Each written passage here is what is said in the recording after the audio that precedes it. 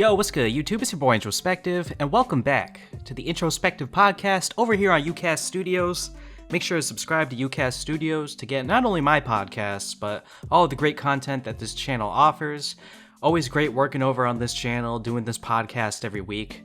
And I know I said that I'd be uploading on Mondays, but there was a lot of Nintendo news this week that I had to cover over on my main channel, so yeah, I'm a little late this week on the podcast. My apologies for that. But I thought today that instead of answering Twitter questions and doing the usual format of what I do over here on the IntroSpecktive Podcast here on UCast Studios, I thought I would just talk about these recent Nintendo events because there's a lot of stuff to unpack here.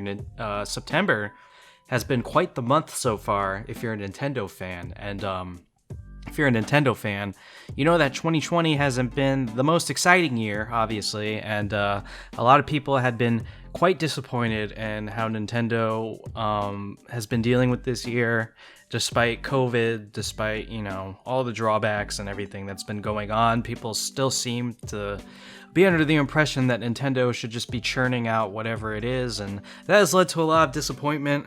However, in this month of September, Nintendo has really started to come alive here in the final quarter of this year as we head toward the holiday season when, you know, Nintendo usually comes out with its big boy games and releases and reveals. We all know how Nintendo likes to function.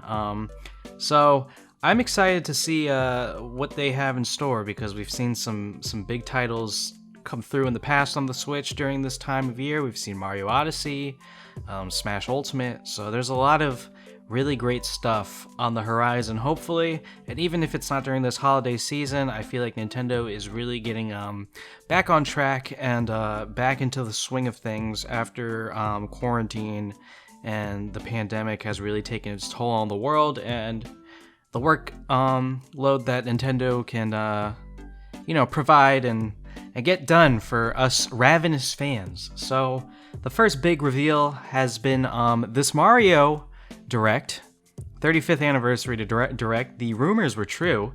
This had been rumored probably since the earlier part of this year, back in like March or April, and for a long time, no one really thought it was true because of how many times it was kind of like the boy who cried wolf, but turns out the wolf was real in the end, and people were forced to believe it. So we have this Mario 35th anniversary Direct. Classic Mario being put on Switch, Mario 3D World being put on Switch with some DLC expansion, which I'm quite excited for. Mario 3D World is one of my favorite games on the Wii U, and it's one of my favorite Mario games. I know a lot of people didn't like it as much as classic 3D Mario, and they really wanted a standard 3D Mario game on the Wii U. But I feel like that's where a lot of the hate for the game comes from. I don't feel like it's necessarily as much the game itself, which for what it is quite good. It's more the fact that it wasn't a standard 3D Mario that we got from the Wii U. And paired that with the fact that we didn't get a standalone Zelda game on the Wii U. I think a lot of people were hoping that 3D World was going to be standard Mario style gameplay, and I really liked 3D World a lot. As someone who just loves the Mario period, whether it's 2D platforming, standard 3D Mario, or 3D World, or Kingdom Battle, or Mario Kart, whatever it is, I just love the Mario franchise with all my heart. It was a great game, in my opinion. I've played it many times, and I'm very excited to have it on the go and have this new DLC expansion as well. So I'm really looking forward to that. But obviously the big reveal was the 3D All-Stars pack, which contains Mario 64, Mario Sunshine, and Mario Galaxy. Now, there's a couple issues with this that people have pointed out, and the main one is that there is a limited release window. And no one really knows why there's a limited release window, but I was doing some research, and apparently, back in April, there was supposed to be a Mario event planned that had to do with this All-Stars pack, or not the All-Stars pack, but this Direct. So I think that originally this was supposed to be revealed maybe back in like March or April, but it got delayed. And this timed release is until March 2021, so maybe originally there was going to be a year-long window to purchase the game. But now it's, 6 months or so? Yeah, about 6 months to purchase the game. And I don't really know what the case is with that. Maybe that's not the case at all. Maybe that was the case. Maybe it was originally supposed to be 6 months from March, so it would have been ending in September when it's actually releasing now because of the delay. Maybe they're just not wanting to push back anything they have planned for 2021, so they're going to just cut it off 6 months early. I don't know. I don't really know the case. There's a lot of speculation. Could be a million reasons as to why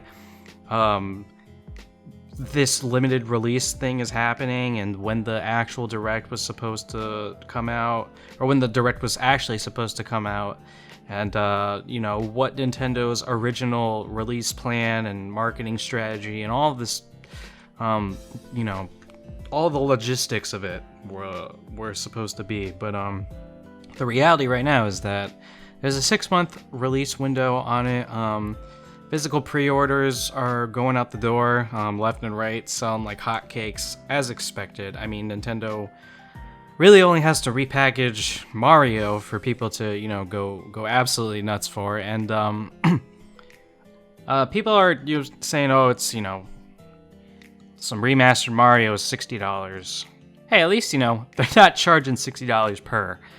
There's that, at least. I mean, I'm not saying that, $60 for the Mario 3D pack is a steal, but I don't think that it's the worst thing either, because they're putting it on Switch, they're offering it as a collection, it's remastered. We finally get the Sunshine HD, we finally get the 64 at a it's not 1080p because the original 64 runs at 240p, and the aspect ratio and everything, it just looked terrible if it was stretched out and everything. But Galaxy looks fantastic, Sunshine looks fantastic, and the other big thing that people are really disappointed over is the fact that there's no Super Mario Galaxy 2. The Galaxy games are, from what I've gathered during my time on Twitter, and I've been on Twitter for a long time, is that the Galaxy games are the consensus favorite among people. People like the Galaxy games the most of all of the 3D Marios. Now, my favorite 3D Mario is Odyssey. I know that I might be in like a minority there. I'm not sure why. I absolutely love Odyssey. I love its mechanics, and I love everything about it. But the Galaxy games seem to be the consensus favorites, and I can agree with that because those are my second favorites behind Odyssey. I really love the Galaxy games, both 1 and 2. I think that they both offer a lot of great stuff to the table. I think Galaxy 1 really has an awesome story and setting, and the worlds are really cool, and then Galaxy 2 has all the awesome stuff with Yoshi, and I really love both of them. I think they really complement each other, and when I think Galaxy, I kind of just put them together as one game because they're so complementary to each other that you play one and then you play the other, and then it's like you have the full experience. So I really love the Galaxy games a lot, so I'm very disappointed to see that Galaxy 2 didn't make the cut, and I'm really not sure why Galaxy 2 didn't make the cut. I mean, it was fully capable of being ported, and I think it would have offered a much better value had it been 4 games instead of 3 for $60. I think that had they put the 4 Mario games in a $60 package, I don't think anyone would be complaining about the price. But to only have the 3, a lot of people are disappointed, and Nintendo hasn't really cleared the air on these controversies surrounding this game as far as the limited release window. Why are they doing a limited release? Is there something planned afterward? Are they maybe planning on putting the games on the eShop afterwards separate and charging $20 a piece or something, and throwing Galaxy 2 on there as well? Is there going to be Galaxy 2 DLC expansion where you pay an extra $5 or something to get Galaxy 2? Who knows? Nintendo is really keeping us in the dark about this. They kind of just showed off the game. They showed off the information on how to get it, when to get it, how long you can get it, and that was kind of it. And a really, really weird thing to me was that in this Mario 35th Anniversary Direct, they had this little montage at the end of the Direct, saying, "Hey, let's look at the history of Mario or whatever." And they showed all the games from 1985 to Odyssey, except for Galaxy 2, which was really, really weird to me.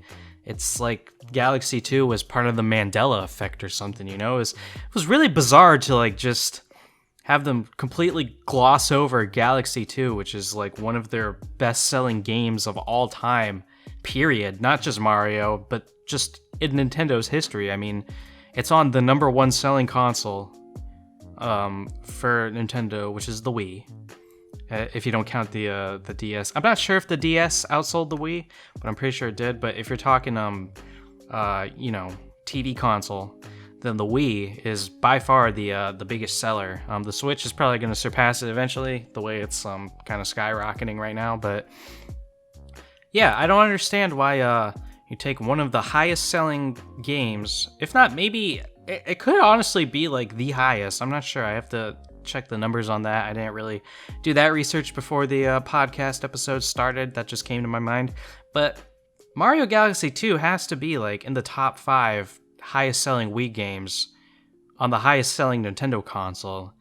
And for them to just completely act like it didn't exist was not only kind of just weird, but it's just, I just don't understand, Like, why would you not acknowledge one of your greatest titles of all time, Mario Galaxy 2? I just really don't understand. Like, even if you're not going to, sell it in the collection, why not even show it in the little montage at the end? And I made sure, I watched that thing like 3 or 4 times, and I was like, there is no Galaxy 2 in this, and I just have no idea why they chose to just not even include it.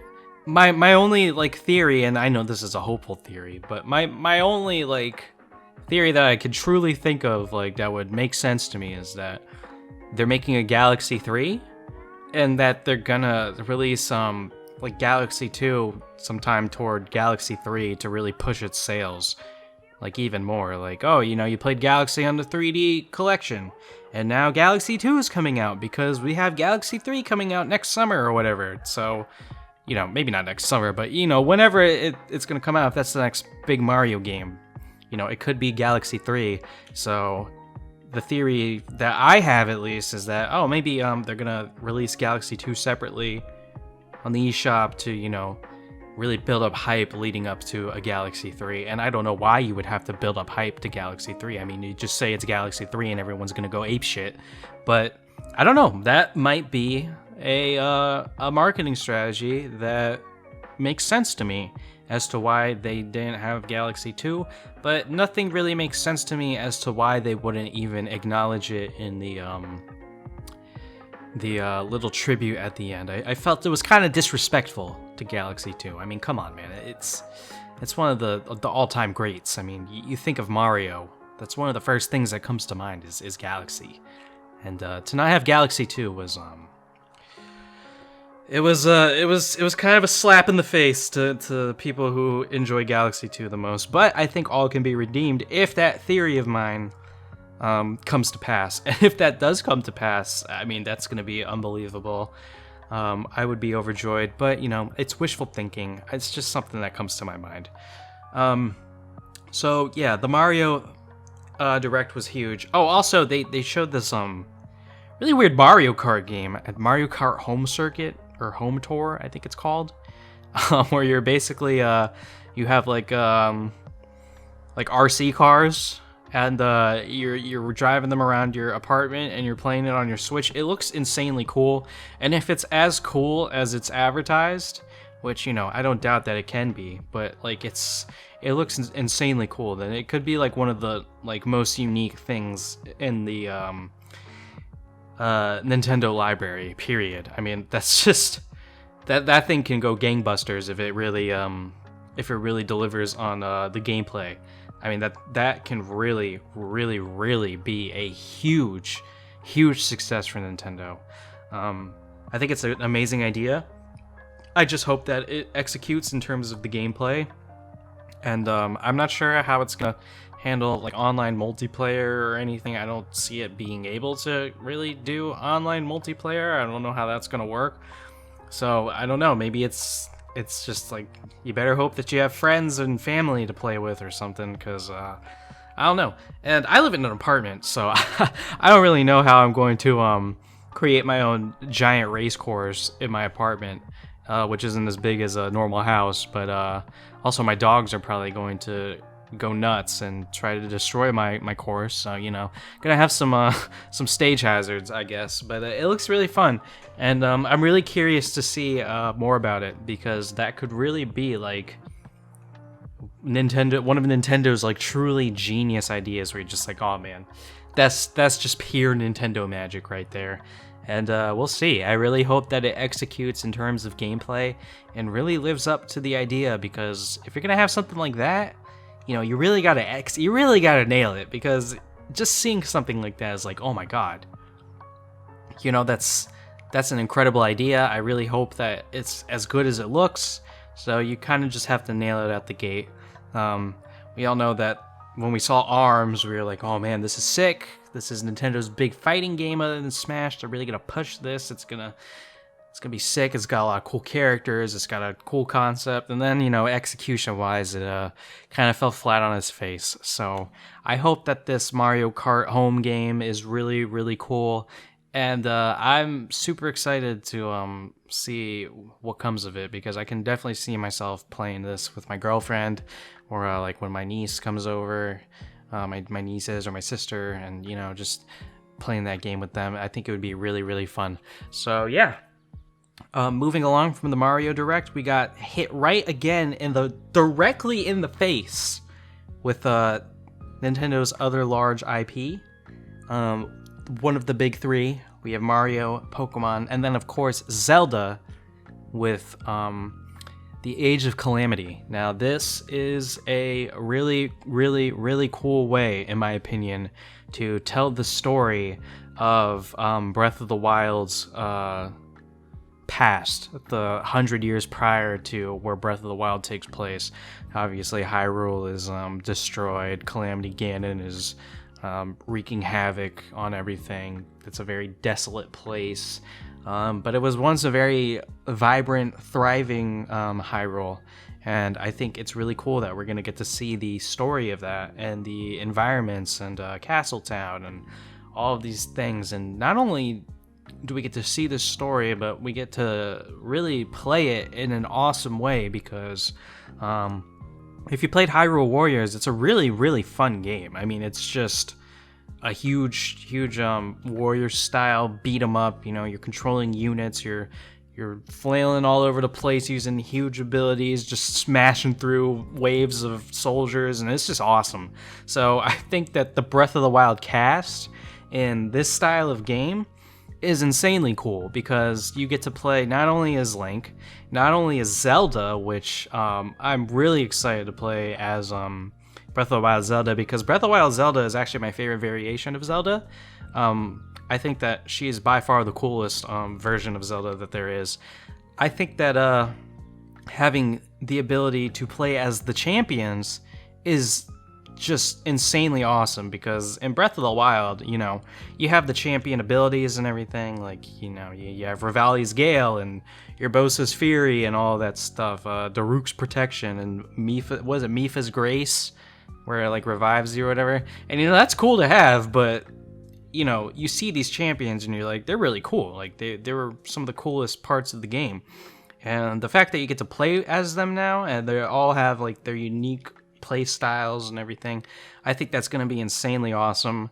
I'm really, really looking forward to this game. I think it's another just fantastic idea from Nintendo. Just really great stuff so far in September, for real. And I think that this is going to quench a lot of the thirst for Breath of the Wild 2, which is obviously a very long ways away. I mean, I'm just here to be realistic with the delays due to COVID.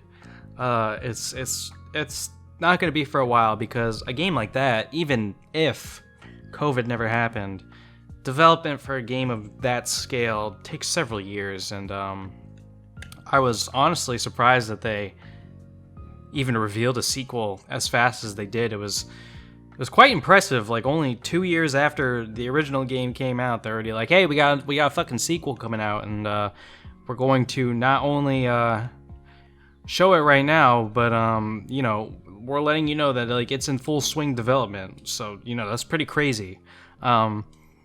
So I didn't even expect it to even come out until at the very earliest, like the end of next year.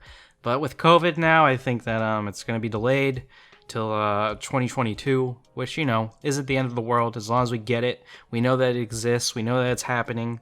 We have this Hyrule Warriors Age of Calamity coming out. We're getting some lore, background story. We're seeing all of our favorite characters inevitably die because we know what happens, obviously, to Hyrule and all of the champions and everything. So, that's going to suck to see. But I think the gameplay itself is going to be really sick. I think the fact that we get to go back to this Hyrule in a different time period when it's a different type of place and there's something to really fight for, I think that's a really awesome idea. And I'm excited to see how it plays and how it does. And I'm definitely going to be making content for all this Mario stuff. I'm definitely going to be making content for Zelda as well.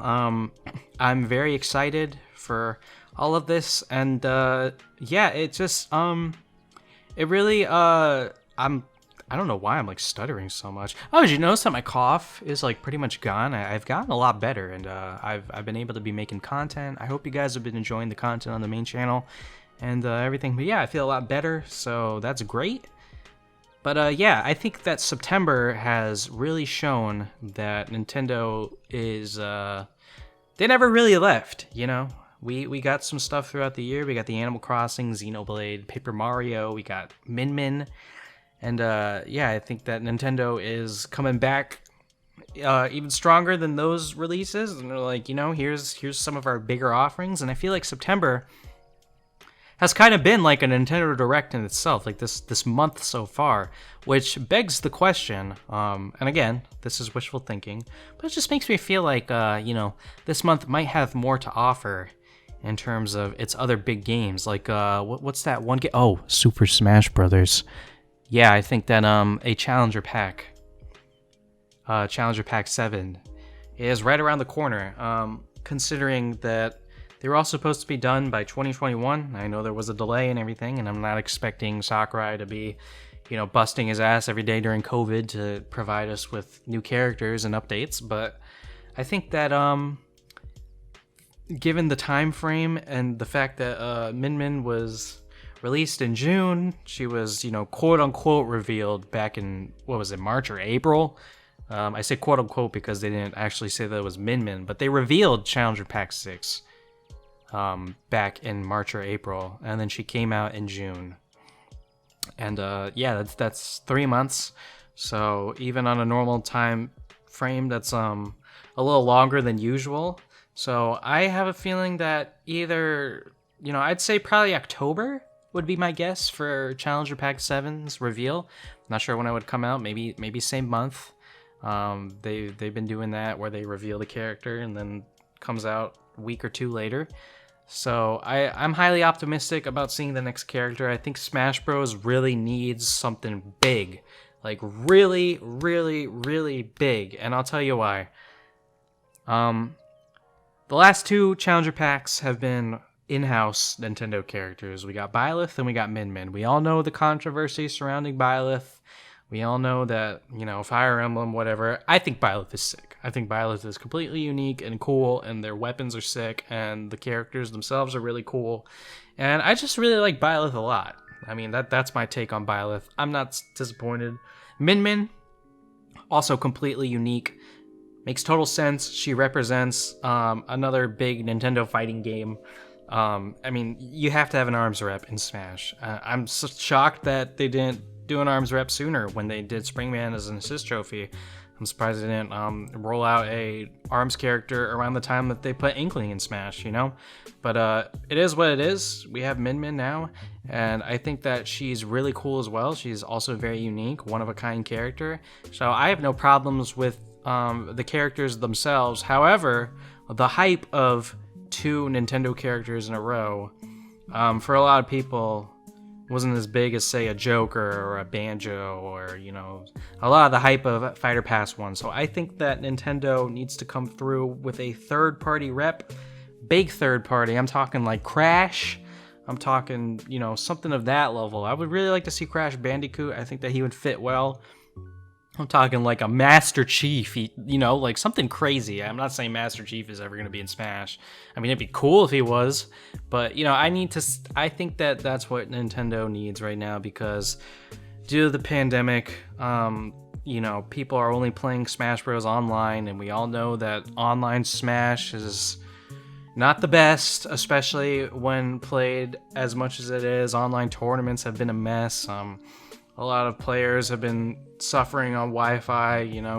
Their usual results have been tarnished because of having to play online and bad connection, or playing against different characters that are better in an online setting, not knowing the matchups, all sorts of crazy stuff that goes into it. And I think that a lot of people's passion for the game has dwindled, not only because, the meta has been stagnant for as long as it has been, but just the fact that online is really the only way to play right now. There's not any big majors going on, no events to travel to. There hasn't really been, any big changes in the meta, or, discoveries that have been like groundbreaking or anything.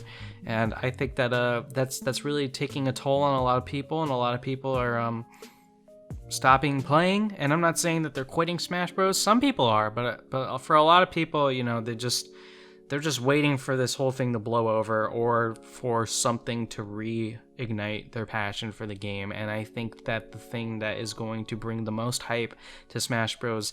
Right now in this current situation is a big third-party character. I think that's what Nintendo needs to do. I think that's who they need to drop next. They need a big third party to really just get everyone excited, and they need to come through with a patch that really excites people as well. I think the last patch was fantastic. They buffed a lot of lower tier characters. They breathed life into many low tier mains. Passion for playing the game. Their characters got buffed. They felt great about it. I think that was awesome. I think that the most fun way to balance Smash Bros. Is to make all the bad characters good or better, and if you want to keep some of the top tier, that's completely fine, but just try to balance it by giving everyone a shot. I think that's the most fun way to do it. I think that's unless a character is completely heinously broken. I think like right now someone like Pikachu could get nerfed, and I don't think anyone would bat an eye about that. So I think that if they come through with a big third-party character that really brings the hype, they come through with another patch that really breathes life into the meta and shakes things up and gets people excited to not only push the envelope with their current main who got better, but also encourage people to pick up new characters that have gotten buff. Like, oh, I could never play that character before, they're so bad, I just can't play them. But hey, buff comes through and maybe they're excited to pick up a new character. I think that's what the game needs right now, because you're not hosting these huge tournaments. People aren't traveling across the country, meeting up with friends and playing in tournaments and having fun and doing all the usual stuff that Smash Bros.